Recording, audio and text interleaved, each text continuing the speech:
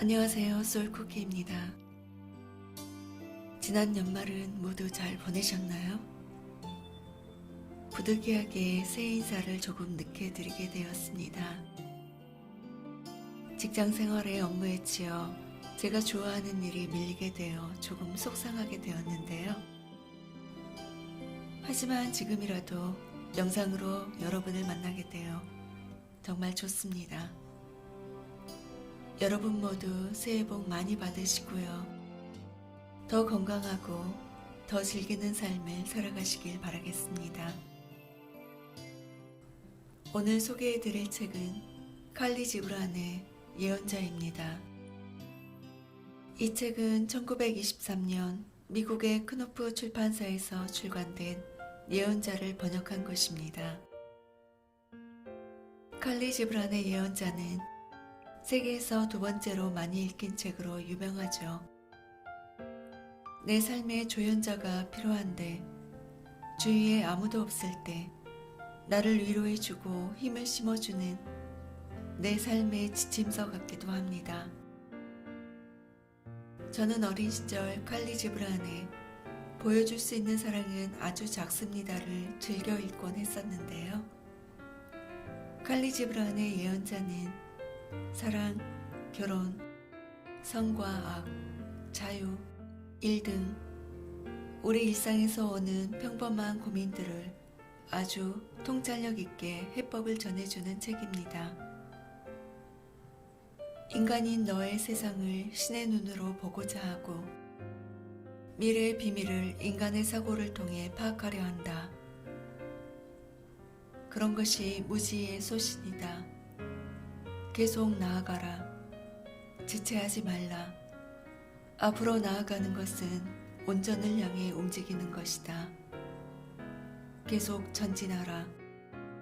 그리고 삶의 길에 있는 가시나 뾰족한 돌들을 두려워하지 말라. 아프고 힘들어 주저앉고 싶은 날들이 많을 때 어차피 누구나 이 삶은 고행의 길인 것을 그러함에도 우리는 꿋꿋한 정신력으로 두려움에 끌려가지 않고 나를 온전히 이 삶에 세워놓기를 갈망합니다. 그래, 너희가 내 삶을 송두리째 흔들어 놓을지라도 나는 꿋꿋이 걸어 나아가리라. 두려워하지 않겠다. 칼리 지브란은 강인한 정신력으로 이 삶을 채워나가기를 원합니다. 우리 모두 그런 정신력을 가져야 하겠죠. 예언자는 오르펠리스 성에서 12해를 보내고 추수의 달 자신을 데려갈 배가 오는 바다를 향해 기쁨의 날개짓을 보내면서도 남겨진 이들의 고통과 아픔을 어루만져 줄 지혜의 메시지를 전해주는 지침서가 될 것입니다. 그런 본문 내용을 소개해 드리겠습니다.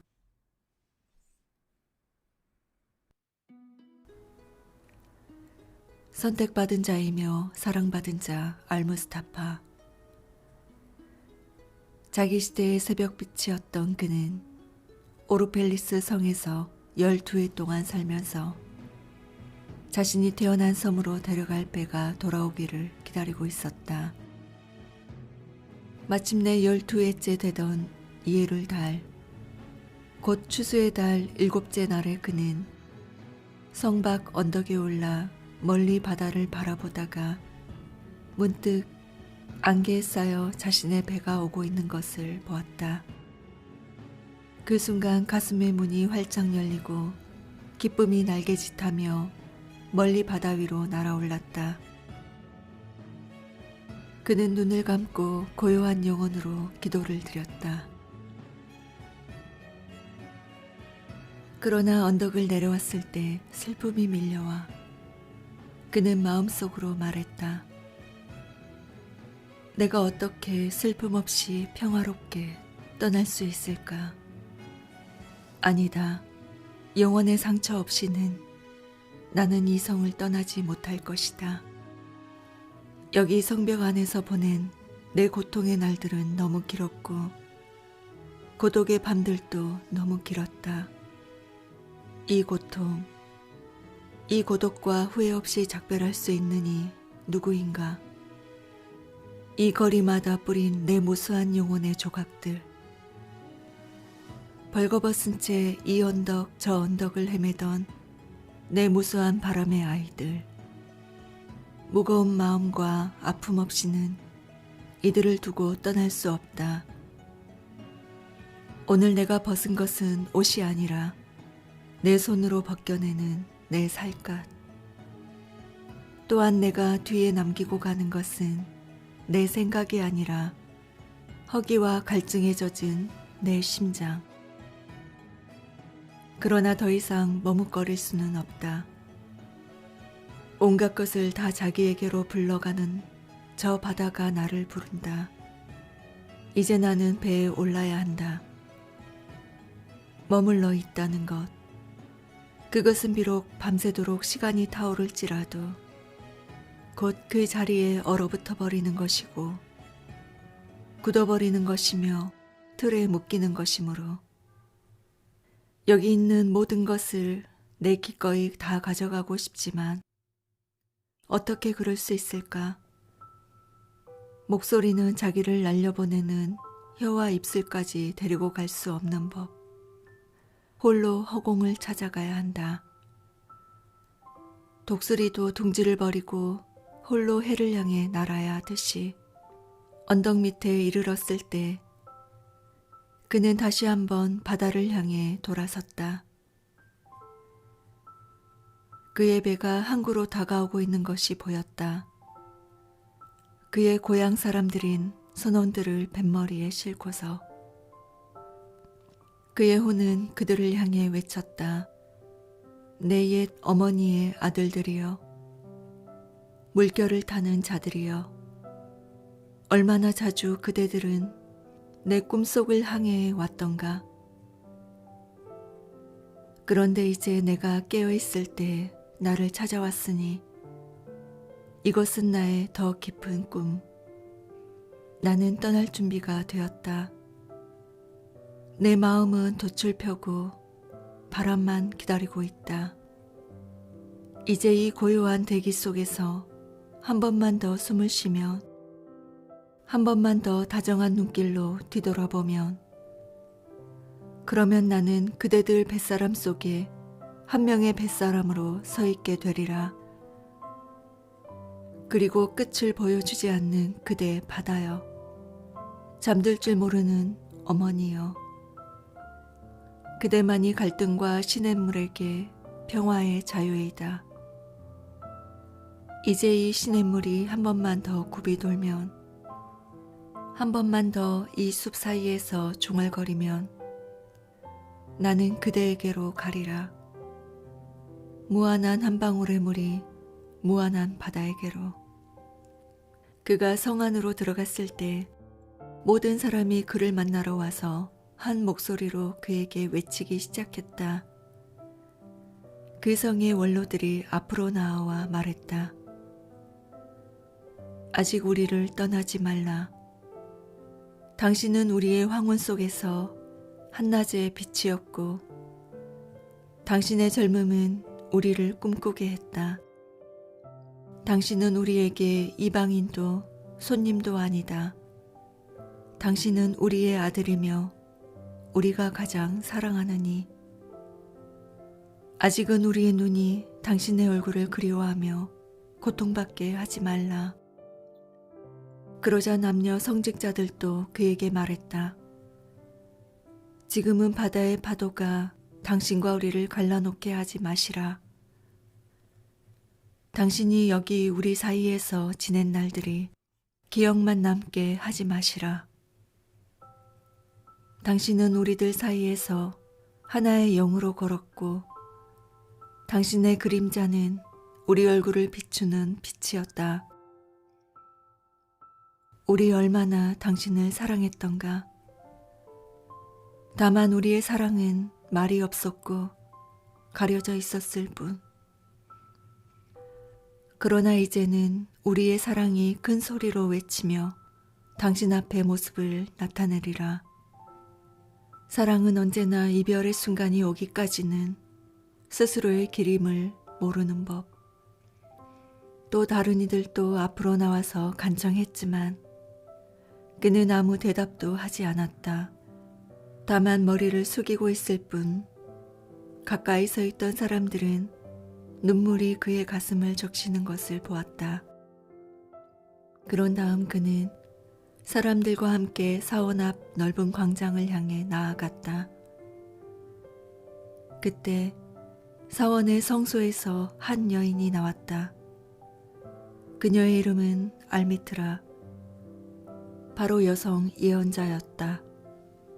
그는 한없이 다정한 눈으로 그 여인을 바라보았다. 그가 그 성에 와서 단 하루밖에 안 되었을 때 가장 먼저 찾아와 그를 믿은 것이 그녀였기 때문이다. 그녀는 그에게 소리 높여 인사하며 말했다. 신의 예언자여, 궁극의 것을 추구하며 당신은 자신의 배를 찾아 먼 거리를 헤매었습니다. 이제 배가 왔으니 당신은 떠나야만 합니다. 당신의 기억 속 나라, 당신의 더 큰 소원이 머무는 장소, 그곳을 향해 당신의 그리움은 너무도 깊으니 우리의 사랑이 당신을 묶어 넣을 수 없고 우리의 필요가 당신을 붙잡을 수도 없습니다. 그러나 당신이 우리를 떠나기 전에 부탁이 있으니 우리에게 당신의 진리를 말해 주십시오. 그러면 우리는 그것을 우리의 아이들에게 전할 것이고 아이들은 그들의 아이들에게 전해서 영원히 꺼지지 않게 할 것입니다. 우리가 잠속에서 울고 있는 것을 당신은 늘 깨어 있으면서 다 들어주었습니다. 그러니 이제 우리에게 우리 자신의 모습을 드러내 보여주시고 탄생과 죽음 사이에 일어나는 일들이 당신의 눈에 어떻게 보이는가를 말해 주십시오. 그러자 그는 대답했다. 오르펠리스 사람들아, 내가 무엇을 말할 수 있을 것인가? 지금 이 순간에 그대들의 혼 속에서 살아 숨쉬고 있는 것 외에는. 그러자 알미트라가 말했다. 우리에게 사랑에 대해 말해 주십시오. 그는 고개를 들어 사람들을 바라보았다. 그들의 머리 위로 잠시 침묵이 흘러내렸다. 그는 큰 목소리로 말했다. 사랑이 그대를 부르거든 그를 따르라. 비록 그 길이 힘들고 가파를지라도 사랑의 날개가 그대를 감싸 안거든 그에게 온몸을 내맡기라. 비록 그 날개 속에 숨은 칼이 그대를 상처 입힐지라도 사랑이 그대에게 말하면 그 말을 신뢰하라. 비록 북풍이 정원을 폐허로 만들듯 그 음성이 그대의 끝을 뒤흔들지라도 사랑은 그대에게 영광의 관을 씌워주지만 또한 그대를 십자가에 못 박기도 하는 것이기에 사랑은 그대를 성장하게 하지만 또한 그대를 깎아버리기도 하는 것이기에 사랑은 그대의 가장 높은 곳으로 올라가 햇빛에 떨고 있는 가장 연한 가지를 어루만져 주지만 또한 그대의 뿌리로 내려가 땅에 얽매이지 못하도록 흔들어대기도 하는 것이기에 사랑은 곡식단을 거두듯이 그대를 자기에게로 거두어 들일 것이고 사랑은 그대를 타작해 알몸으로 만들고 사랑은 그대를 키질해 껍질을 털어버린다. 또한 사랑은 그대를 갈아 흰 가루로 만들고 부드러워질 때까지 그대를 반죽한다. 그런 다음 신의 신성한 잔치를 위한 신성한 빵이 될 수 있도록 자신의 성스러운 불꽃 위에 그대를 올려놓는다. 사랑은 이 모든 일을 그대에게 행해 그대로 하여금 가슴속 비밀을 깨닫게 하여 그 깨달음으로 그대는 큰 생명의 가슴속 일부가 된다. 그러나 그대 만일 두려움 속에서 사랑의 평화, 사랑의 즐거움을 찾으려 한다면 차라리 그대의 벗은 몸을 가리고 사랑의 타작 마당을 걸어 나가는 것이 좋으리라. 계절도 없는 세상 밖으로 웃어도 진정으로 웃을 수 없고 울어도 진정으로 울 수 없는 그런 곳으로 사랑은 저 자신밖에는 아무것도 주지 않으며 저 자신밖에는 아무것도 요구하지 않는다. 사랑은 소유하지 않으며 소유당하지도 않는다. 사랑은 사랑으로 충분함으로 사랑할 때 그대는 신이 내 가슴 속에 있다라고 말해선 안 된다.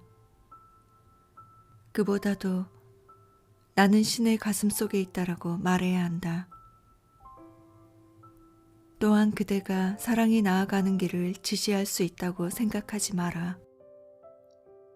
그대에게 자격이 있음을 알게 되면 사랑이 그대의 길을 지시할 것이기에 사랑은 사랑 자체를 채우는 것 외에는 다른 것은 바라지 않는다. 그러나 그대 만일 사랑하면서도 또 다른 바람을 품지 않을 수 없거든. 이것이 그대의 바람이 되게 하라. 서로 하나 되어 흘러가며 밤을 향해 노래 부르는 시냇물처럼 되기를, 지나친 다정함의 고통을 알 수 있기를, 사랑을 이해함으로써 그것에 상처받기를, 그리하여 기꺼이 즐겁게 피 흘릴 수 있기를, 날개 달린 가슴으로 새벽에 일어나 또 하루 사랑의 날을 보낼 수 있게 되었음을 감사할 수 있기를, 낮에는 쉬면서 사랑의 환희에 대해 명상할 수 있기를, 저녁에는 감사하는 마음으로 집에 돌아올 수 있기를, 그런 다음 사랑하는 이를 위해 가슴속으로 기도하고 입술로는 찬미의 노래를 부르며 잠들 수 있기를,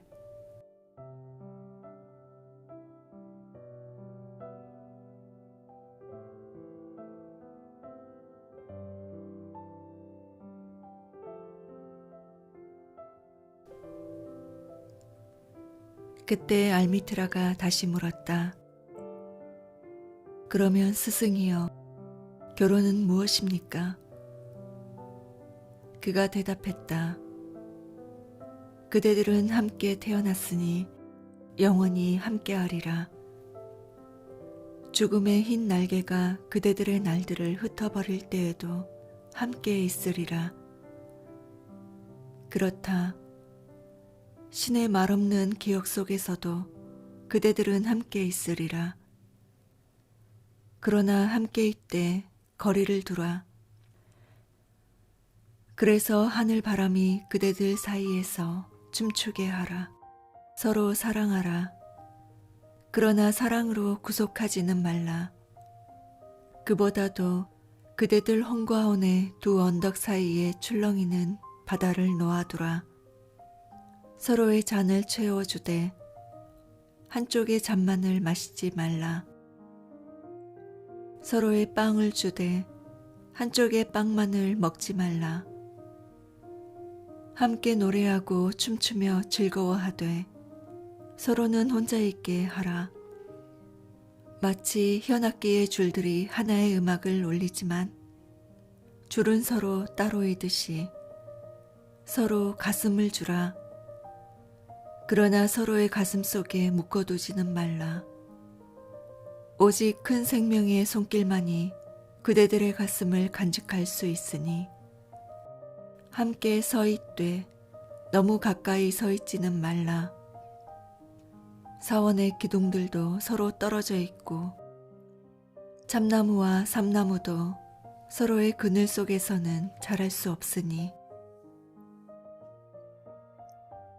가슴에 아이를 안은 한 여인이 말했다. 우리에게 아이들에 대해 말씀해 주십시오. 그는 말했다. 그대의 아이는 그대의 아이가 아니다.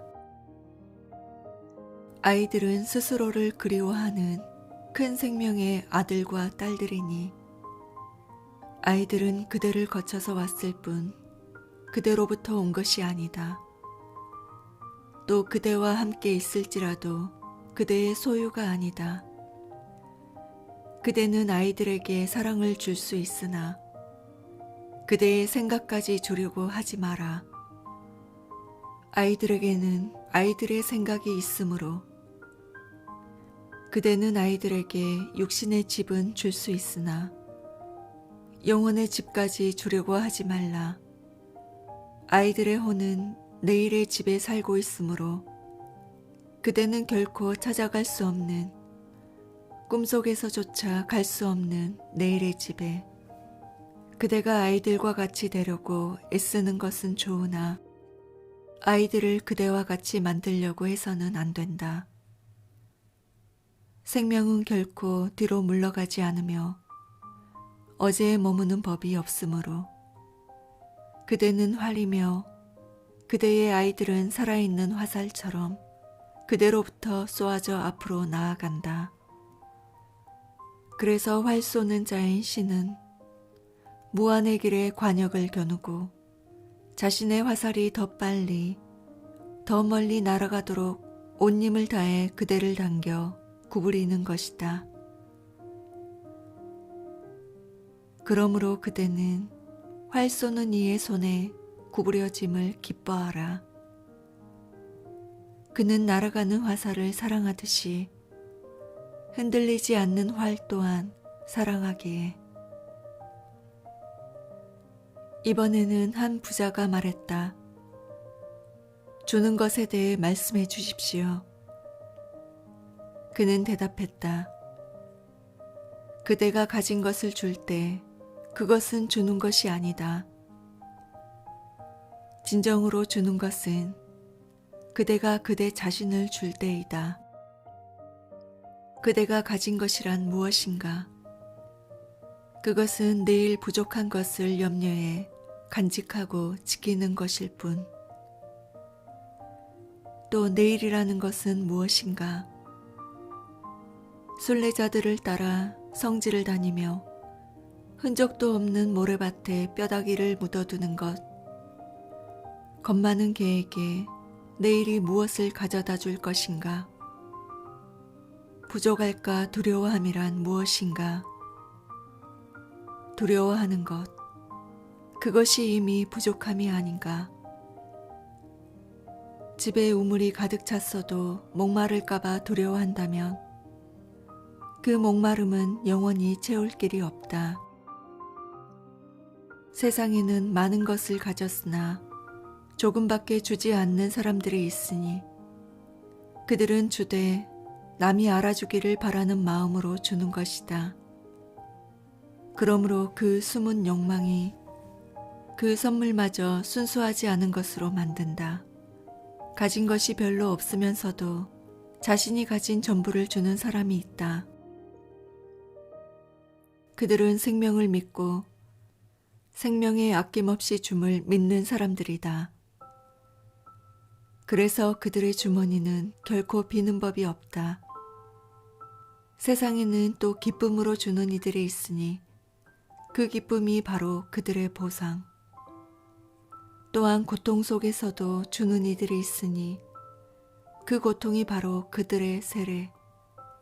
그러나 주되 고통을 모르고 기쁨도 추구하지 않으며 선을 행한다는 생각도 없이 주는 이들이 있으니 그들은 마치 저 골짜기의 소나무가 허공의 솔량을 날리도록 그렇게 준다.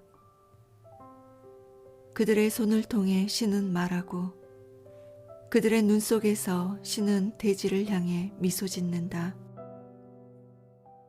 부탁을 받고 주는 것은 좋은 일이다.